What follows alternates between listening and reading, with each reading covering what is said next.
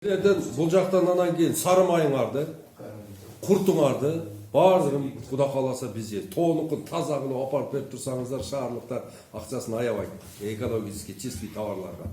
Анан қарағатты өлі жақсы көреді біздікілер, себебі күн ысып, анан давление деген скачок береді, ошо давлениені түшіреді. Қарағаттың түшкөнүн көтөрөт. Түшкөнүн көтөрөт. Анан кейін бағы бөрі қарағаттыңар бар го. Ең ценный ошода ошонун килограммы 700 сомдон курганы. 800 сом бизде. Ошону кургатып эме кылган талаба өзөт бизде биз аны көп деле кечиктип ала бербейт. Ал ошол өздөрүнүн Biz varsa kappa kalas. Az çimçik çep ketет көпчүлүгү чимчик. Талашабыз терек менен бар. Коктуга кирип жөнү талаш деп. Анан кейін мына бир эле неме теректин зыян keçи 1 гектар жерди өлтүрөт да.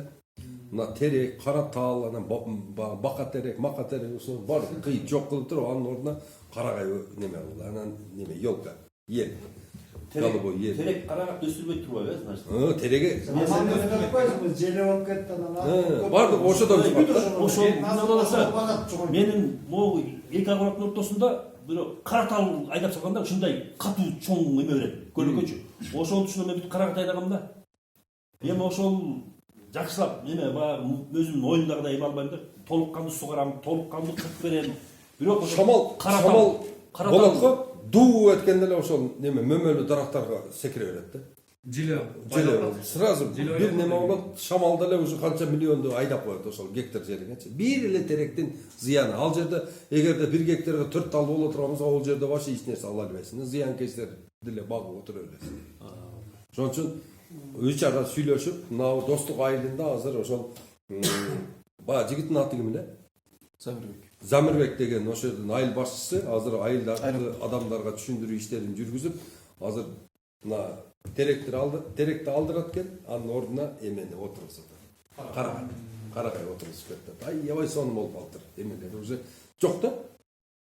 Ошон үчүн биз өзүбүзгө зыян берип атабыз ушуну мененчи. Анан карате тайфун эмес, балекетти септсең дагы кетпей турган зыянкечтерди багат ол тал, терек. Ошонун ичинде кыстайт, ошонун ичинде турулат, ошонун ичинде анан кийин чоңой болгондон кийин бизди мөмөлүү дарактарга секирет, карагаттарга секирет ошолорго. Жейт. Кошуналар тиги болгондо эмне кыласың? Эми кошуналарды барасыңар дагы айыл өкмөткө жазасыңар. Заявление жазып неме кылып анан кийин ошол президент, Өзбекстандын президенти Мирзоев ушуга буйрук чыгарды да азыр бардыгы алып атат.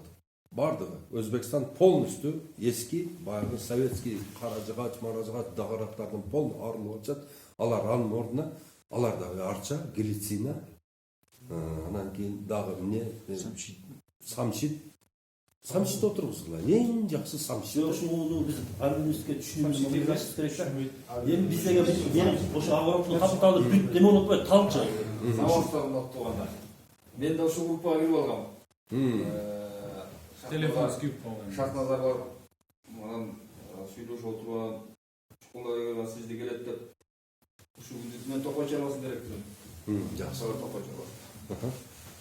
Анан мындай өтүшкө пайдалуу кеңештер кылып отурдук. Мына бул жерде Эрал аке, Жаныбек Жолдошев деген жигит бар.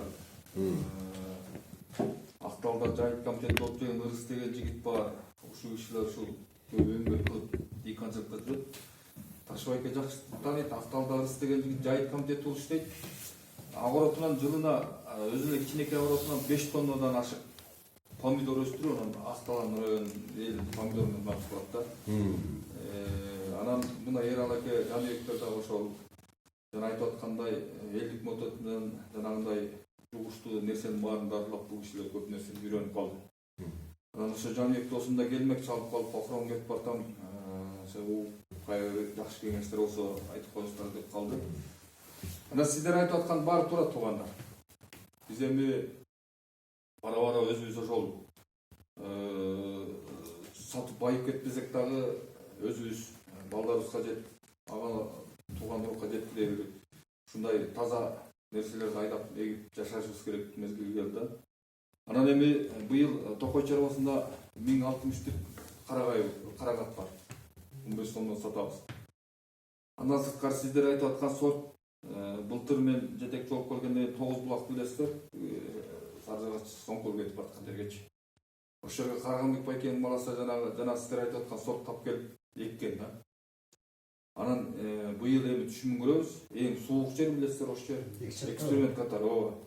Анан эгерде ошол быйыл өзүнүн ушул натыйжасын берсе, ошол биз сиздер менен керек болсо ошол жерге семинар өткөрүп, ошонун пайдасы, ошонун кандай методдор менен өскөрүп, ошол бала дагы шаарда жүрүп, көп жерде иштеп жүрүп, анан баарын тыштап, анан мен ошо токой чарбасынан да жер берип, ошол аракет кылып атат да, ошол менен иштейин деп атам деп. Ошол жерде жашап, ошону өстүрүп атат да. Анан карагат бизде өсүп атат. Анан алма боюнча мен быйыл өзүм да токой чарбасында 20 сотиктен ашык питомникке ошол бизге ылайыктуу сорт тап келип тигип, анан келечекте ошол эгерде натыйжасын берсе элге сатып алып атабыз да. Мына бизге ошол көнүп өзү баштагандан кийин. Андан сырткары ошол токой чарбасында 192 деген токтом бар. Ошол токтом менен арендаторлор эгерде биздин токойдун жеринен жер алып иштетем, ушу элге пайда алып келем деп конкурска катышсаңыздар, сиздердин территорияда ушул токойго ылайык жерлерде ачык жерлер болсо, биз ошол 190 токтом менен берүүгө даярбыз да. Ошондой нерсени биз бердик. Мына мен жаңы конкурс өттү. 25 гектар жерди Тоголок Молдодон мурун мына эралыкалар жакшы тааныйт, Кубатбек деген ошол жерде директор болуп, башкы токойчу болуп жүргөн. Андан сырткары могул Тоголок Молдодон Мурат Ажы деген бар. Жылдаш Тоголок Молдого келип, эгин айдап, миллиондогон акчаларын берип, элине салым кошуп аткан ошол кишилер 25 гектар жер бердик. 25 гектар жерди 5 жылда 5 гектардан алма тигип, айланасын тосуп, анан ошолорду элге пайда алып келди тууганда. Биз дагы ошол токой чарбасы силер айтып аткан теректи, карабакты жана башканы тиге бербей, колдон келсе, биз да жаңыланууга аракет кылып атабыз. Анан эгерде ошол мына мен өткөндө конкурс өтүп келишимде келгенде ошол Кубатбек байке дагы аябай Фрунзеде, Бишкекте ошол жерде башкы токойчу болуп, жанагы чуңкурчак жана башканы бар, ошол киши ошого карайт да. Мен ошол кишинин үйүнө бара элекмин, могу бизде айтып аткан нерсенин баарын ошол киши укмуштуштуруп, кошумча каражат таап, аябай бутуна туруп алыппыз да. Ушул иш боюнчачы. Анан ошол кишилер менен иштешели деп атабыз. Анан ал кишилерге да мен айттым. Колдон келсе биздин көлдүн тескей тарабынан чогулуп барып көрүп, алып келип, өстүрүп анан элге пайда кылалы деп атабыз.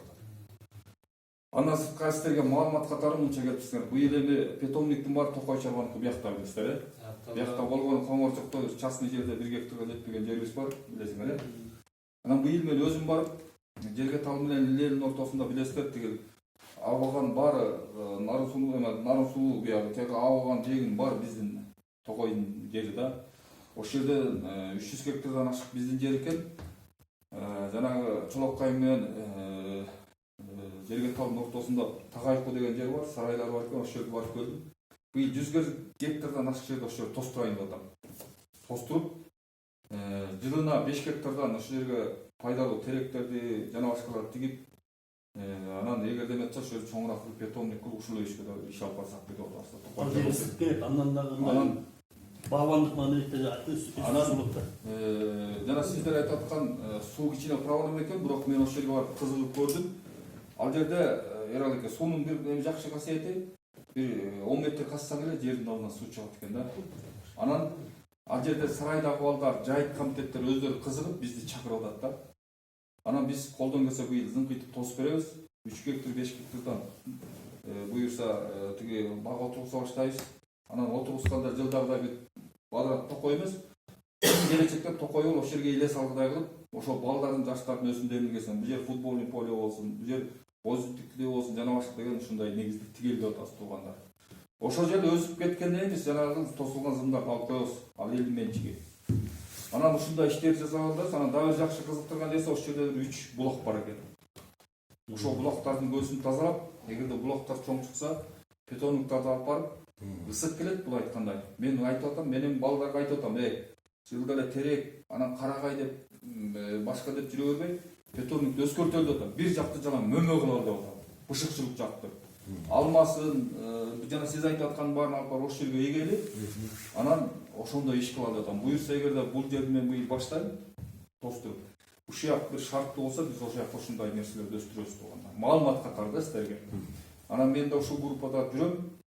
Тийиштүү маалыматтар болсо, силер менен иштешкенге баарына даярбыз болганда. Рахмат. Мен атайын ошол келип үйүн катышып. Группаны да Атыңыз ким болот? Канали Рысбек Токтоналиевич. Рахмат. Рысбек эке. Өмүрүңүзгө береке берсин. Кандай сонун жакшы аракеттериңиз бар экен. Кудай таала жакшылыкты берсин. Бул жерден баягы жакшы ишти баштап атасыздар сиз эми. Бул жанагы баягы Кыргызстанды камсыз кыла турган мүмкүндүк көмүк жасап атасыздар. Мисалы, түштүк жакта кандай экенин билбейм. Мен ушул 4 жыл мурун атайын ушул эме бар, жетүүскө бар. Жанагы эгерки Союздан калган бүтөбүн экен, жана район женикеше. Ошону өздөштүрүп, ушул жетүүстүн районун толук камсыз кылат экен да. Жетүүс эмес, нар жагы Каракол эмеге чейин камсыз кылат экен да. Эми бул эже деген даже өзү сорт чыгарат экен. Сорт чыгарат экен да, бири-бирине тийиштирип отурупчу. Эми ушундай нерсени толук кандуу алып барып, ушу жер-жерге, областтарга чейин шуну жайытып, мисалы биз менен климатташ эмелер чукул болот да. Ушуну олдуруп бир кандайдыр бир деңгээлде чоңураак бир эме өтсө, бир биздин мамлекет кичине мындай бутуна турат беле деген ойдобуз да. Жакшы ой. Анткени себеби ар кандай эмелерди алып келип, куураган эмелерди алып келип, могу элдердин көңүлү калып калат, алган нерсе өндөгөндөн кийин эл ой, муну деген биз деген айдабай деле коелучу. Ишенчилик Куураган эмелер ишенчиликтен кетип атат да. Аны биз таза жанагындай ишенчиликтүү адамдардан алсак, биз кандайдыр бир өстүрүп кете алар бекен деген ойдобуз да. Ошону бир иш алып барсаңыз жакшы болот. Ошо эженин телефону барбы? Мен эженики бар. берсем. Биз Бакыт экөөбүз барган. Мен дагы жанагы Куатбек байкелерди ошол жака мен барып көргүлө дейм. Мен дагы балдарым көрөм. Мен дагы 20 соток жерге быйыл эксперимент жасайын деп атам.